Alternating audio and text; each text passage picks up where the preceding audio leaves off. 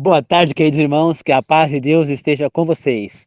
Na meditação de hoje falaremos sobre adorar, glorificar, louvar, honrar, obedecer, amar a Deus e praticar as boas obras. Tá certo?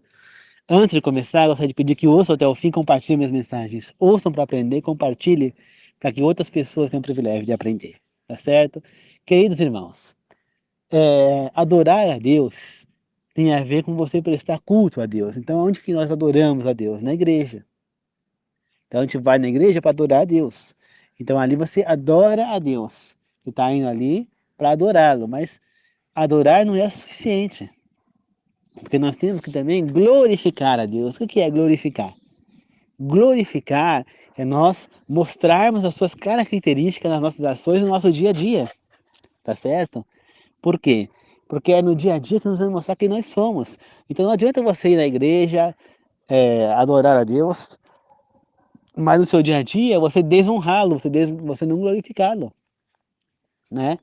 Glorificar tem a ver com honrar, também a ver com honrar, né? Quando você glorifica a Deus, você também honra a Deus ao mesmo tempo. Tem a ver uma coisa com outra, tá certo?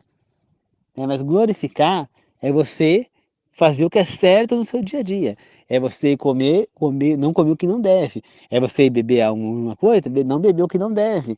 É você agir com misericórdia, ter os bons sentimentos. Tá? Agora, honrar a Deus é você falar, eu sou um cristão, eu sou um servo de Deus, assim como eu falo. Então, as minhas ações no dia a dia devem ser de um servo de Deus. Eu tenho que passar o bom exemplo às pessoas que estão à minha volta, que convivem comigo. Então, as pessoas com qual eu tenho contato em algum momento nas ruas, alguma coisa, eu tenho que demonstrar que eu realmente sou um servo de Deus. Eu não posso falar, eu sou um servo, que nem me apresento aqui, tanto aqui tanto me apresento no WhatsApp, quanto no Face, né? Agora também no YouTube, né? Eu mando esses mesmos áudios, tem um canal lá, tá? Só curtam lá o canal e compartilhem também, né? E então eu mando os mesmos áudios nos três lugares. Aqui eu mando áudio, no WhatsApp eu mando áudio. Depois eu transformo em vídeo e mando no YouTube e no Face, né?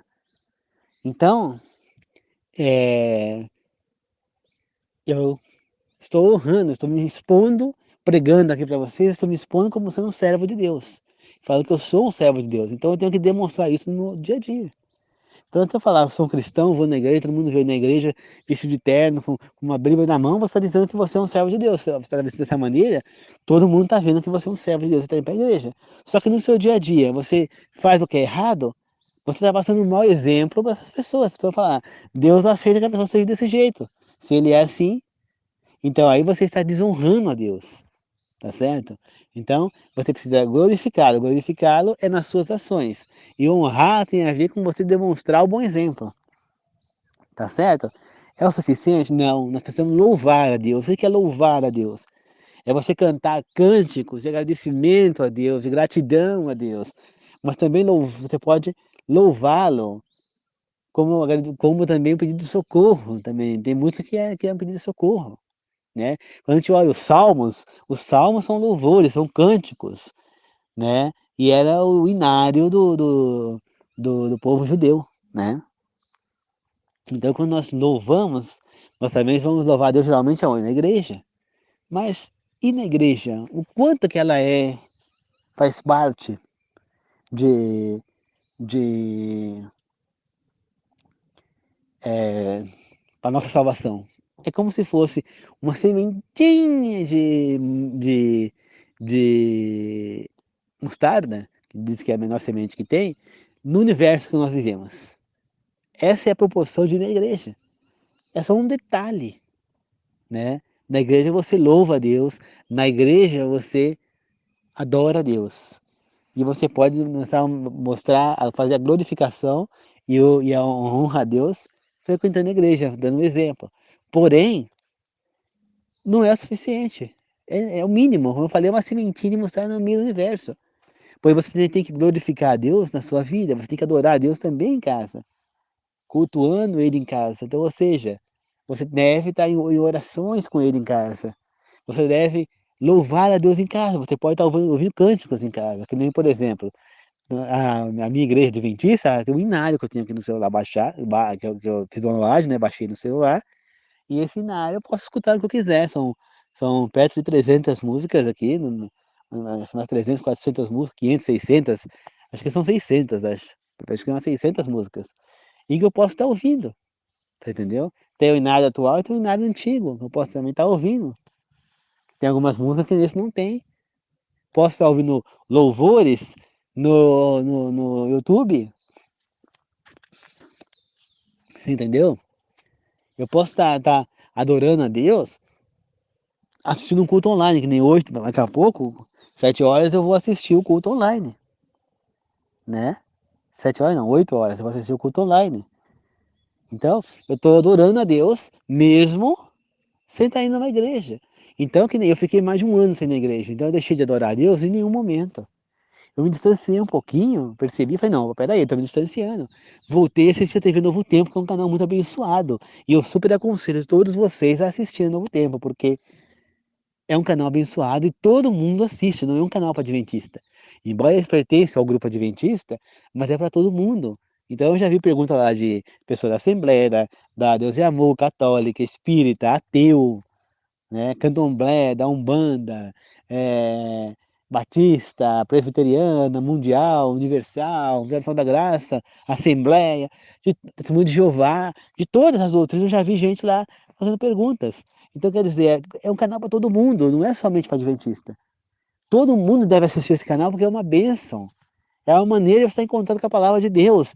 Ali, em nenhum momento, eles estão ensinando sobre Adventista. Eles estão ali pregando sobre a Bíblia, ensinando a Bíblia para todos nós. Então, embora eles sejam pastores adventistas, sejam pessoas voltadas ao grupo adventista, eles vão ensinar de acordo com o que a Bíblia está ensinando. Porque é isso que nós fazemos, né? Estudamos a Bíblia de acordo com o que a Bíblia fala. Compreende? Então é um canal muito abençoado. Eu falei, não, eu preciso voltar a assistir. Então eu voltei a assistir os programas, né? Eu assisto vários programas, né? E aí eu falei, não, eu preciso voltar a assistir, tem que me reforçar aí, tô muito distante. Comecei a ver novelas antigas, né, pela televisão e tal, que eu tinha acesso lá pelo sistema que eu tenho. Então, mas não, falei, não, não, eu preciso voltar a assistir aí o canal de Deus. Então eu voltei a assistir, então eu assisto programas que eu gosto, eu assisto Na Mira da Verdade, eu assisto Bíblia Fácil, Escola Bíblica, eu assisto Bom de Bíblia, eu assisto Vida e Saúde, eu assisto Arena do Futuro, eu assisto Lições da Bíblia, né? Está escrito, A Voz da Profecia, Viaje Comigo, Fé em Ação, né? Eu assisto. Por quê? Porque eu preciso assistir, tá certo? Então, já falei o Arena, né? Arena do Futuro. Então eu assisto vários programas, né? E não assisto mais porque eu não tenho tempo para ficar assistindo. Porque se eu tivesse tempo, eu assistiria mais. Entendeu? Então, isso me reforçou novamente. Então, eu estou todo dia em contato com a palavra, né? E mesmo estando indo na igreja no sábado, o que eu fazia? Além de estar indo no curso online domingo, que eu já frequentava antes e continuei frequentando, né? De uma outra igreja, não é da mesma doutrina adventista, mas não aqui, dessa igreja aqui que eu frequento, é de um outro lugar, de Santa Catarina. Mas então eu assistia, né? Eu ainda estava em contato, todo sábado estava fazendo estudo bíblico, continuei fazendo escola sabatina, e o programa Lições da Bíblia é justamente sobre o panfleto da escola sabatina, né? Então é assim. Então eu aprendi novamente a ficar perto de Deus. Mas também tem a parte da oração. A parte da oração é importantíssimo para que nós estejamos em contato com Deus. E a oração nós temos que fazer num lugar onde nós estamos tranquilos, de preferência sozinho, né, que nós possamos nos concentrar. E não devemos falar na oração somente de nós, mas também temos que falar das pessoas à nossa volta, de quem está precisando, né? Trazer as pessoas que estão precisando à nossa volta. Né? Tem gente que marca, né? As pessoas marcam no papel os pedidos de oração e assim fazem. Então eu tenho um grupo aqui que é para isso. Se a pessoa quiser, se vocês quiserem pedir oração, entra no grupo de orações aqui e pede. E eu estarei orando por todas as orações e acredito que outras pessoas do grupo também. Tá certo? Nós temos temos pessoas aqui de todas as doutrinas, várias doutrinas, né, que com certeza vão orar, e tem também os adventistas no grupo que também vão orar, Tá certo? Então pode jogar os seus pedidos de oração aqui no grupo de orações, tá? E aí, então aí a gente faz o quê? A gente pega esses pedidos e joga nas orações, entendeu? A gente faz. E assim a gente ora para outras pessoas também.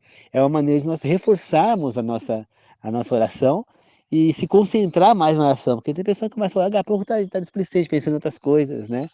Você, por exemplo, Daniel. Daniel orava pelo menos 3 vezes ao dia. Você ora para agradecer a comida que você está comendo? Você ora para agradecer que você chegou em casa com segurança? Você ora para agradecer que você teve alimento para comer, que você tem uma casa para morar, por ter vivido mais um dia, ter terminado o dia bem? Você agradece a Deus? Pois deveria, tá certo? Então, queridos irmãos, nós precisamos agradecer a Deus sempre, porque Deus Ele é Pai, Deus está conosco, tá certo? Então, é importante esse agradecimento, essa oração, né? Isso demonstra também uma adoração, é necessário, a oração é muito importante, né? Amar a Deus é você sentir que você ama o Senhor. Que nem eu amo Jesus Cristo, eu amo Deus, eu amo o Espírito Santo. Por quê? Porque eu o conheci, porque eu tenho uma relação íntima com Ele. Então, onde você tem uma relação forte com Deus, cresce o amor a Deus. Então, eu posso dizer que eu amo a Deus. Por ser uma pessoa como se fosse agora da minha família. Você não ama seus parentes? Você não ama seus amigos? Pois então, Deus agora para mim é como um parente, é como um amigo, é como um irmão, é como um pai. Então eu amo a Deus. Isso a gente só consegue quando a gente conhece a Deus. Para conhecer a Deus é estudando a Bíblia.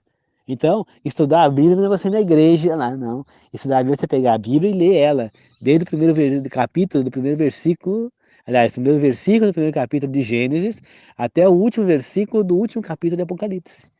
Então você vai lendo, lendo, lendo, lendo, lendo, aí você vai começar a conhecer a Deus.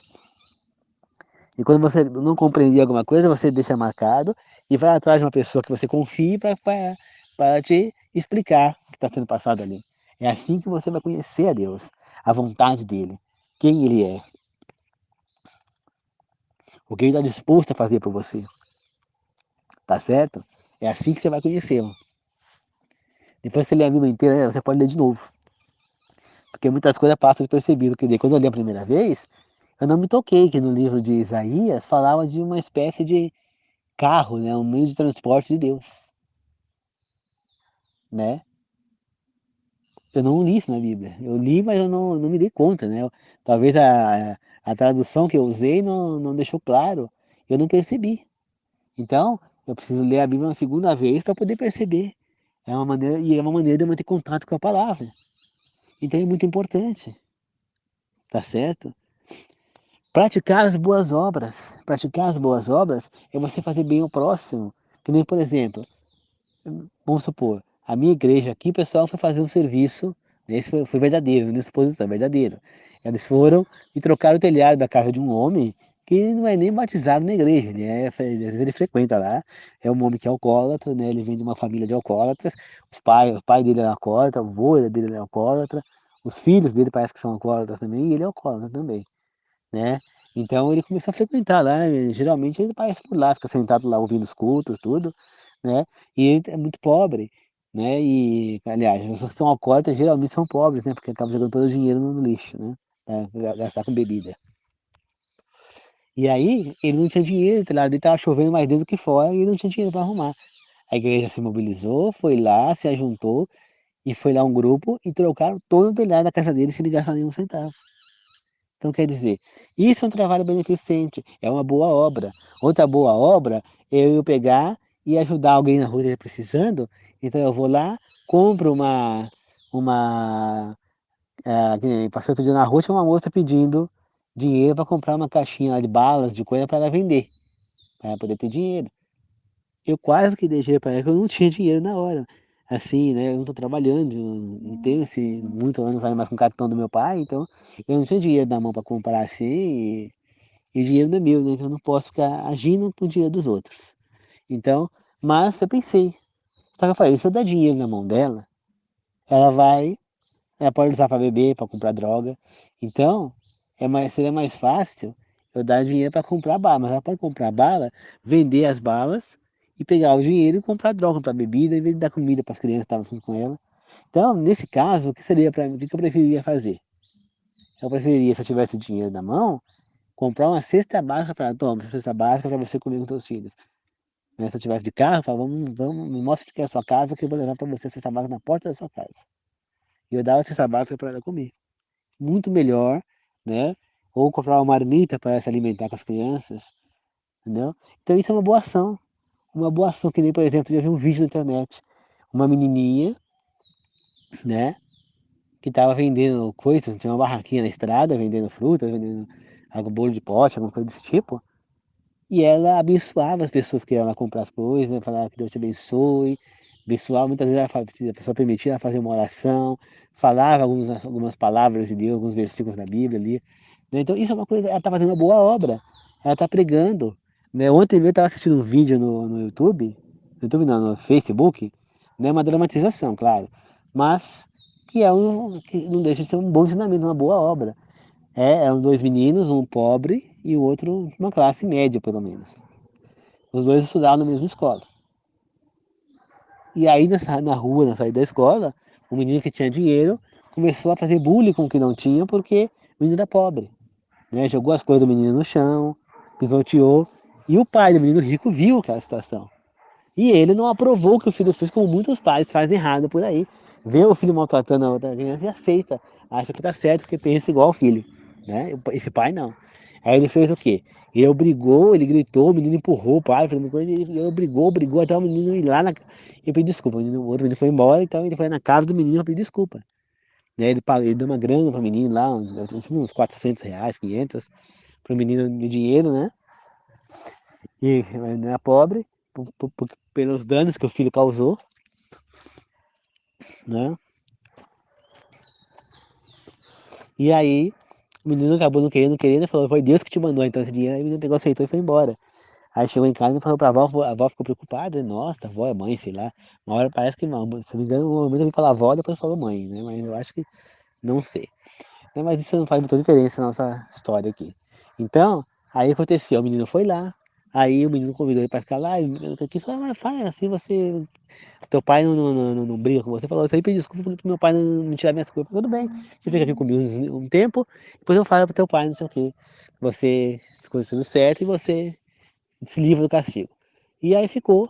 E aí ele ficou lá, ajudou o menino a lavar a louça, fazer as coisas, a avó do menino, a mãe estava doente, né? E aí foi fazendo as coisas, fazer de casa, depois brincaram, né? Pegaram pau, ficaram brincando de espada, não sei o quê, né? E aí depois chegou um momento em qual o menino sempre fazia uma oração com a mãe ou com a avó, né? E aí falou, vai lá, e falei pra minha avó que é a hora da oração, minha mãe, minha avó, né? E aí eu já vou indo lá. Aí o menino foi, já foi da senhora, falou que era a hora ela deitada lá, ela ia fazer oração. E aí chegou o neto da mulher, o filho, e os três fizeram oração junto. E aí ele perguntou, quando ela falou coisa de Deus, perguntou quem era Deus, porque ele não sabia direito. E ela contou para ele sobre Deus, sobre coisa, e fizeram uma oração. E o menino então passou a agir melhor e passou então a respeitar o outro, tudo mais. Então, é uma boa obra. Ele passou a ser uma pessoa mais prudente, conhecer a Deus. Então, falar de Deus para outra pessoa é praticar boas obras. E é isso que Deus está vendo. Agora, quando você não glorifica, não honra, você está praticando más obras. E aí você vai ser julgado por essas más obras também. Né? Então é muito importante que a gente pratique as boas obras. Né? E aí, juntando tudo isso, é que vai nos levar para a salvação. Tá certo, queridos irmãos? Então não é ir na igreja é um pontinho, é uma semente do mostarda no meio do nosso universo. Nosso universo tem milhões e milhões de anos aí de comprimento, né, anos-luz, né? Então é muito grande, não dá nem para demarcar. Então uma sementinha de mostarda, uma coisa tão pequenininha, tamanho desse universo aqui, até para comparar a semente de mostarda com o meu sítio aqui que tem 20 mil metros quadrados, já era uma diferença grande. Agora você imagina comparar com o universo. Mas é exatamente isso que é na igreja, é uma sementinha de mostarda no meio do universo.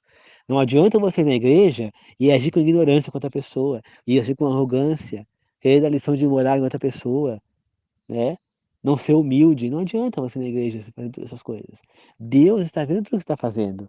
E na igreja é um pequeno detalhe. Nós vamos na igreja para adorar a Deus, para você ter um lugar para você cultuar a Deus, né? Então eu tenho aquela doutrina, eu me batizei na igreja adventista, eu já estou batizado, eu já fiz a aliança com Deus, digamos assim, né? O pacto com Deus do batismo, perante as pessoas. Eu já me demonstrei, já me apresentei a Deus. Embora eu fui lá somente como uma cerimônia, porque eu já tinha feito isso a Deus aqui em casa, eu tinha me entregue a Deus, já tinha me batizado mesmo no chuveiro, né?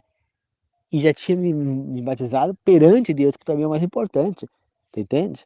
Então, eu compreendo que o batismo fez eu me transformar, e eu me transformei, eu me tento ser uma nova pessoa. Claro que eu peco de vez em quando, porque eu não sou perfeito, mas eu me arrependo, eu luto para não pecar, eu não quero pecar, eu me sinto mal depois que eu peco. Então, isso é o crucial, você se sentir mal pelo que você fez, e é aí que vem o remorso, que vem o mal-estar por aquilo, porque é o Espírito Santo falando com você, e é aí que você deve então se arrepender. Foi o que Judas Iscariotes não fez, né? Ele não se arrependeu do erro e acabou se enforcando porque não aguentou, né? Aquela voz de Deus, por quê? Porque ele era um servo de Deus, ele era um apóstolo. Então, o remorso que ele sentiu, o mal-estar, foi 20 vezes mais, 30 vezes mais, talvez, do que o mal-estar de uma outra pessoa. Porque ele é uma pessoa que ele sabia das verdades, ele sabia muito bem quem era Cristo. Ele sabia muito bem, né? E ele não suportou perceber que por culpa dele, o Filho de Deus estava sendo morto, crucificado, né? Ele percebeu, ele achou que Cristo, eu entrego Cristo, eu fico com dinheiro e ele vai usar os poderes dele para se livrar, né? Quando ele percebeu que Cristo não ia usar e que ele ia ser morto, ele se arrependeu e devolveu o dinheiro. Ele se arrependeu, ele sentiu um remorso terrível e devolveu o dinheiro, mas ele não se arrependeu, né? E ele não suportou aquele remorso, aquele sofrimento e se matou, né? Então o arrependimento é muito importante. E tem um sentimento que nós devemos ter também para chegar na, na salvação, que é a gratidão, que é o perdão e o arrependimento. São três sentimentos que nós precisamos ter dentro de nós. Sem eles também não há salvação. Tá certo? São três sentimentos essenciais: o perdão, a gratidão e o arrependimento.